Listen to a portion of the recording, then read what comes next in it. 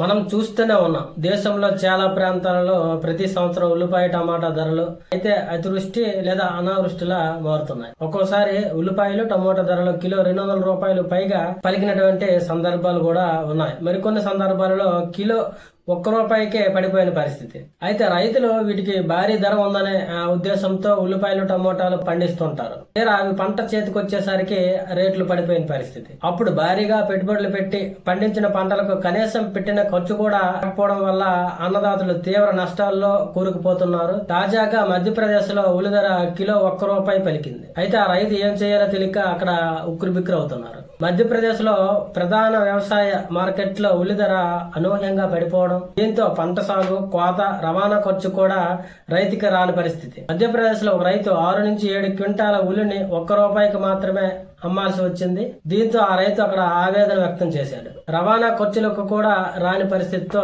ముర్రోమన్నాడు ఆ రైతు. అయితే ఈ ఉల్లి ధర పడిపోవడానికి ప్రధాన కారణం ఏంటంటే ఉల్లి ఎగుమతిపై కేంద్ర ప్రభుత్వం ఆంక్షలు విధించడం. దేశంలో ఇప్పటికే పాత స్టాకు ఎక్కువ ఉండడం, అదే విధంగా ఈ సంవత్సరం ఉల్లి పంట ఉత్పత్తి అధికంగా ఉండటంతో పాటు నెలల తరబడి నిల్వ ఉంచిన పాత ఉల్లి కొత్త పంట ఒకేసారి మార్కెట్ లోకి రావడం ఇలా జరిగిందని తెలుస్తుంది. ఇతర దేశాలకు ఉల్లి పంటను ఎగుమతి చేయకుండా కేంద్ర ప్రభుత్వం ఉల్లి ఎగుమతిపై విధించిన ఆంక్షల వలన ముఖ్యంగా ఇలా జరిగిందని తెలుస్తుంది. అయితే కేంద్ర ప్రభుత్వం ఉల్లి ఎగుమతిపై ఎందుకు నిషేధం విధించిందంటే దేశంలో ఉల్లి ధరను నియంత్రించడం కోసం. ఉల్లి పంట విదేశాలకు ఎగుమతి చేయడం వల్ల దేశంలో భారీగా ఉల్లి ధర పెరుగుతుంది. ఈ కారణం చేత విదేశాలకు ఎగుమతులు ఆపింది. ఈ కారణం చేత ఉల్లి పంటను విదేశాల్లో ఎగుమతికి కేంద్రం ఆంక్షలు విధించింది. అదేవిధంగా దేశంలో ఎక్కువ ఉల్లి స్టాక్ ఉండిపోవడం వలన ఇప్పుడు ధర అనేది పూర్తిగా తగ్గిపోయిన పరిస్థితి.